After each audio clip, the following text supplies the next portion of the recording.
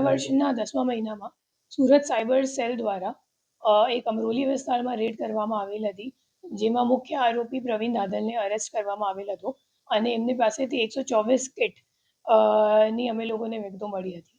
એમાં 4 બીજા આરોપી જેમનું નામ ખુલેલું હતું, જે નાસ્તા ફરતા હતા.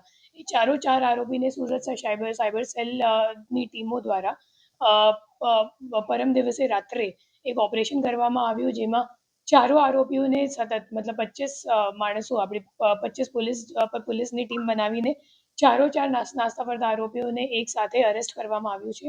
અને જે 4 આરોપી છે એમને સામે ઘણા બધા એ લોકોએ સેવિંગ બેંક એકાઉન્ટ અને કરંટ અકાઉન્ટો બેંકમાં પોતાની નામથી ખોલાવીને કમિશન પર જે સાયબર ક્રાઇમ ગેંગ છે એમને આપ્યું છે. અને એ લોકોએ જો કમિશન છે તો સેવિંગ બેંક અકાઉન્ટમાં એ લોકો 30,000ની કમિશન લીધી છે અને કરંટ અકાઉન્ટની એ લોકોએ 1 લાખ રૂપિયા દીઠ પર અકાઉન્ટની એ લોકોએ કમિશન લીધી છે. એ મામલો અમે લોકોની સામે આવેલું છે અને જે આપણી પાસે 154 બેંક અકાઉન્ટો છે તો એની સામે 401 NCCRP કમ્પ્લેન્ટ્સ નોંધાયેલ છે અને ટોટલ જે ટ્રાન્ઝેક્શન્સનો અમાઉન્ટ છે એ ટોટલ 288 કરોડનું 212 કરોડ અને 88 લાખનું અમે લોકોને ટ્રાન્ઝેક્શન્સ આ તમામ ખાતાઓમાં મળી આવ્યું છે. અને હાલ આ દિશામાં તપાસ આગળ ચાલુ છે. અમે લોકોને જોવાનું છે કે કેટલા બધા NCCRP કમ્પ્લેન્ટ્સ FIRમાં તબદીલ થઈ ગયા છે અને એમાં આજે આપણા નાસ્તા ફરતા આરોપીઓ છે એ તમામ કેટલા દેશભરમાં કેટલા બધા ગુનાઓમાં હજી વોન્ટેડ છે. 154 બેંક અકાઉન્ટ એ લોકોએ ખોલાવ્યું છે.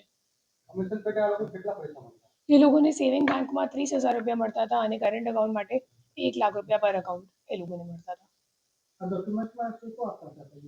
એ લોકો રબર સ્ટેમ્પ થઈ ગયું, પછી ઉદ્યમનું જે રજિસ્ટ્રેશન ઓનલાઈન જ થઈ જાય તો એક ઉદ્યમે આપે એ લોકો, પછી GST રજિસ્ટ્રેશન નંબર આપવાનું હોય તો એ આપે, પછી સ્થળ વિઝિટ કરાવે બેંકવાળાને, તો જે સ્થળ વિઝિટ કરાવે એમાં ખોટું એ લોકો બોર્ડ લગાવી દે કરંટ અકાઉન્ટ ખોલાવવાનું હોય કે આ પેઢીના નામનું, અને એ લોકો રેન્ટ ઉપર થોડા ટાઈમ ઉપર રેન્ટ ઉપર દુકાન લઈ લે અને પછી ભાડા કરાર કેન્સલ કરી દે. એ કરીને એ લોકોએ અકાઉન્ટ ખોલાવ્યું છે.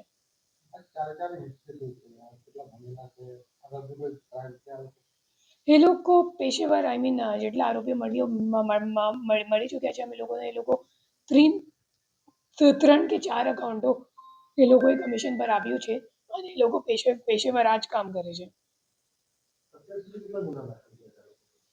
આ જોવાનું બાકી છે, તો એ અમે લોકો જોઈને પછી આગળની ડિટેલ્સ તમને અપડેટ કરશું.